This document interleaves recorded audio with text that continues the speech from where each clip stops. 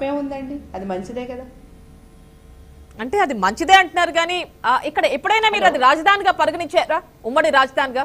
ఎందుకంటే టీడీపీ కావచ్చు, జనసేన అధినేతలు ఇద్దరు ఇక్కడ నాన్ రెసిడెంట్స్, మన స్టేట్ కి సంబంధించిన వాళ్లే కాదు. ఎందుకంటే ఎప్పుడు చూసినా హైదరాబాద్ లో అంటూ ఉంటారు కదా. మరి ఇప్పుడు దాన్ని ఉమ్మడి రాజధానిగా కంటిన్యూ చేయాలి అన్న వ్యాఖ్యలు ఎందుకు చేశారు వైవి సుబ్బారెడ్డి గారు? అవును, ఎప్పుడు చూసినా వాళ్ళు హైదరాబాద్ లోనే ఉంటారు, కానీ హైదరాబాద్ ను ఉమ్మడి రాజధానిగా మాత్రం వీళ్ళు ఒప్పుకోరు. ఆంధ్ర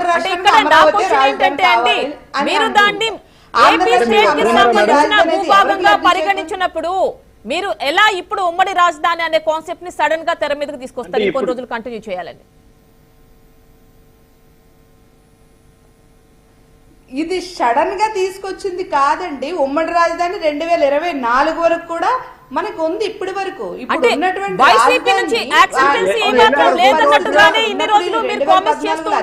వచ్చిన వెంటనే ఇన్ని రోజులు ఎవరన్నారు మేడం? ఒక మంత్రి చెప్పారా, ఒక ఎంపీ చెప్పారా? 3 రాజధానులు చేద్దామని జగన్మోహన్ రెడ్డి గారు కంకణం కట్టుకుని ఆంధ్ర రాష్ట్రాన్ని అభివృద్ధి చేయాలి, న్యాయ రాజధానిగా, పరిపాలన రాజధానిగా, శాసన రాజధాని గాని 3 ప్లేసుల్ని ఆయన సెలెక్ట్ చేసుకుని ముందుకు వెళ్తున్నప్పుడు ప్రతిసారి కూడా ఆయన అడ్డుకోవడానికే చూస్తూ ఇప్పటి వరకు కూడా అది అవ్వకుండా ఇప్పటికీ కూడా కోర్టులో కేసులు వేసినటువంటి పరిస్థితి ఉంది. అది మీకు కూడా అందరికీ తెలుసు. ఆంధ్ర రాష్ట్ర ప్రజలకు కూడా ఉమ్మడి రాజధాని అది ఆంధ్ర రాష్ట్ర ప్రజల హక్కు. అది ఎందుకంటే 2024 వరకు ఉమ్మడి రాజధాని ఉంది. స్పెషల్ స్టేటస్ ఇచ్చిన తర్వాత మనకి రాజధాని నిర్మాణం అయిన తర్వాత రావాల్సింది హుటాహుటిన ఎందుకు రాష్ట్రానికి ఆయన పరుగులెత్తుకుంటూ వచ్చారని చెప్పి సందర్భంగా మేము క్వశ్చన్ చేస్తున్నాం. ఇప్పుడు అడగడంలో తప్పు కూడా లేదు, ఎందుకంటే మాకు కూడా ఆంధ్ర రాష్ట్ర ప్రజలు కూడా కోరుకుంటూ ఉన్నారు, దాని మీద మాకు హక్కు ఉంది. డెవలప్ అయినటువంటి ప్రదేశాన్ని అక్కడ విడిచిపెట్టి హుటాహుటిన ఈ దిక్కుమాలిన పరిస్థితుల్లో వదిలేసి తీసుకొని వచ్చాడు చంద్రబాబు నాయుడు. ఈ రోజు ఆంధ్ర రాష్ట్రానికి ఈ గతి పట్టించాడని చెప్పి ఈ రోజు ఆంధ్ర రాష్ట్ర ప్రజలందరూ కూడా మొన్న బుద్ధి చెప్పారు 2019 ఎలక్షన్ లో.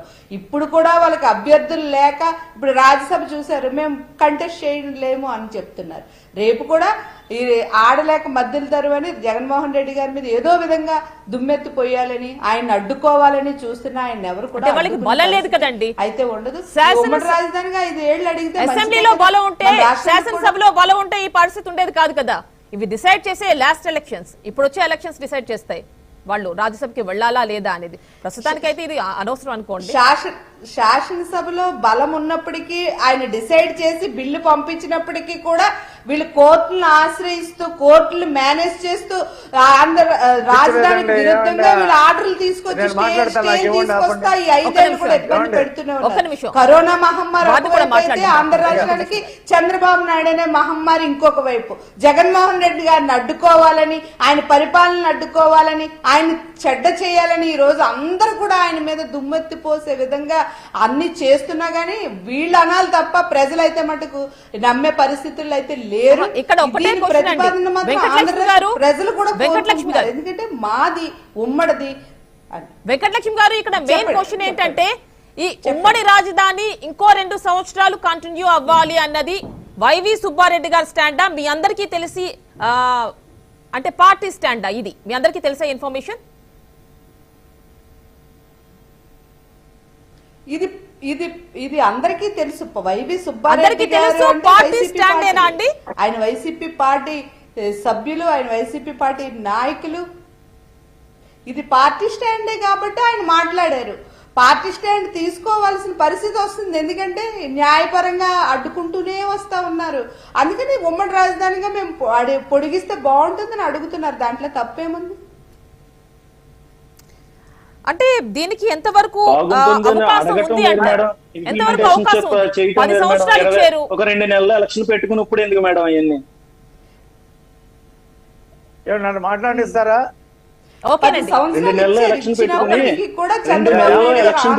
వెంకటలక్ష్మి గారు,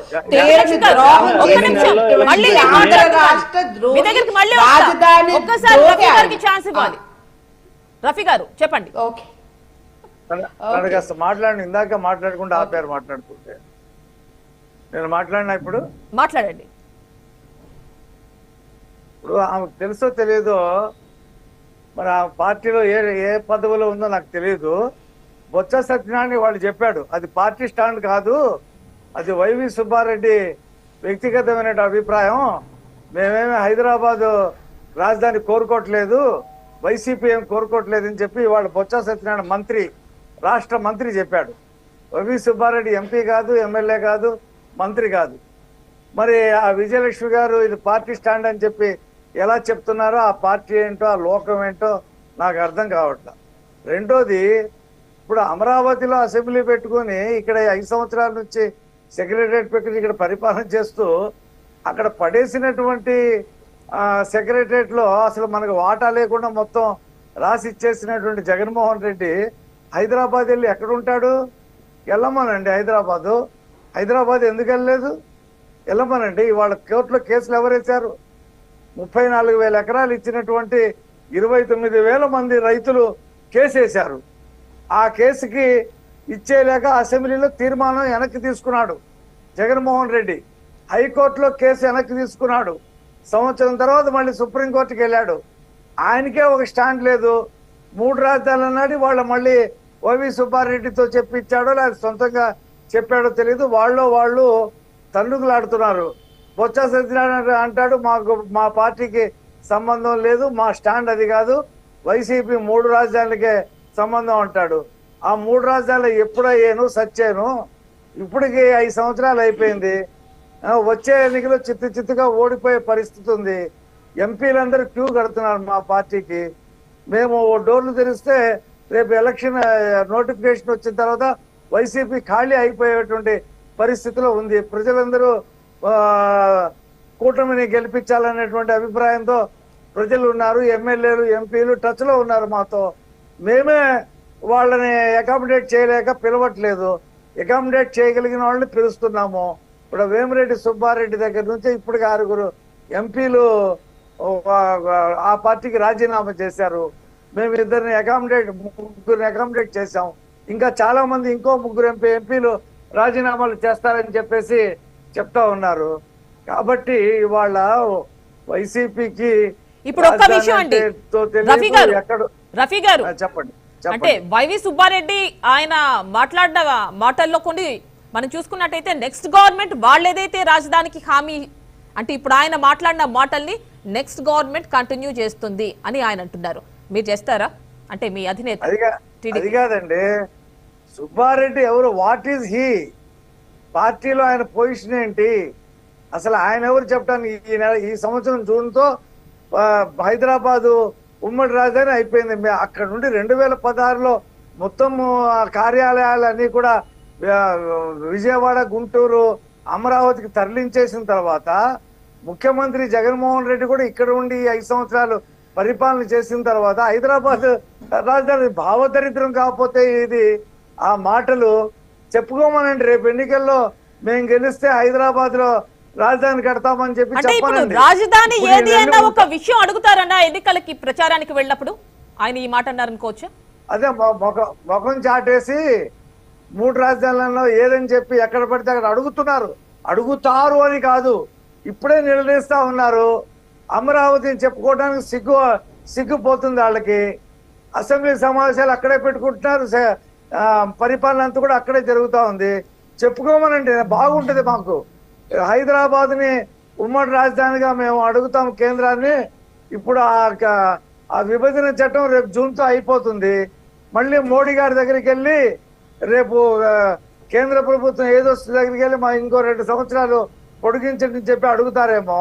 అంటే రఫీ గారు ఇక్కడ ఇలాంటి వ్యాఖ్యలు చేయడం వల్ల అంటే ఏపీకి రాజధాని ఇంకా డైలమాలోనే ఉన్న నేపథ్యం ఉన్నాయి, బయటకు ప్రచారం వెళ్ళిపోద్ది కదా, ఆటోమేటిక్ గా వచ్చే ఇండస్ట్రీస్ ఎలా వస్తాయి? ఇలాంటి వ్యాఖ్యలు రాష్ట్రానికి ఏవి ప్రమాదకరం కాదా అభివృద్ధికి? రాజుగారు తర్వాత రాజుగారు మళ్ళీ మీ ఛాన్స్ వస్తే మాట. ఇండస్ట్రీస్ అనేది ఈ ప్రభుత్వంలో వచ్చే ప్రసక్తే లేదు. వీళ్ళు ఎప్పుడైతే అమరావతిని నిర్లక్ష్యం చేశారో, చంపేశారో అప్పుడే పరిశ్రమలన్నీ వెళ్ళిపోయాయి. వీళ్ళు వైజాగ్ లో రఫీ గారు పోనీ వాళ్ళు వైజాగ్ అనుకుంటున్నారు, ఇప్పుడు వైజాగ్ కూడా తీసేసి ఉమ్మడి రాజధాని ఇంకో 2 సంవత్సరాలు అంటున్నారు కదా హైదరాబాద్ ని. ఇలాంటి కామెంట్స్ నేపథ్యంలో రాష్ట్రానికి వచ్చేవి కూడా రావు కదా. నేనేమంటానంటే రేపు మేనిఫెస్టోలో పెట్టమనండి. మాకు ఓటేస్తే మేము హైదరాబాద్ ని రాజధాని పెట్టుకుంటాం, అక్కడ కొత్త బిల్డింగ్లు కడతాం. ఎందుకంటే పాత బిల్డింగ్లన్నీ పడగొట్టేశాడు కేసీఆర్. మనకేమీ లేదు, అక్కడ ఉన్న సగం ఉండేది అంతకుముందు. మేము కొత్తగా తెలంగాణ గవర్నమెంట్ దగ్గర స్థలం కొని మేము కొత్త రాజధాని అక్కడ కడతామని చెప్పి మేనిఫెస్టోలో పెట్టమనంటే బాగుంటుంది, మాకు ప్రజలు కూడా క్లారిటీ ఉంటుంది. ఎందుకు వచ్చిన గోల? ఆ తర్వాత 3 రాజధానులు మొత్తం 4 రాజధానులు కడతాం మేము అని చెప్పేసి ప్రచారం చేసుకోమనండి. ఓకేనండి ఈ భావోద్రేకం రఫీ గారు వీళ్ళకి ఒక డిస్కషన్ ఒక కంటిన్యూ పద్ధతి చేద్దాం. లేదు.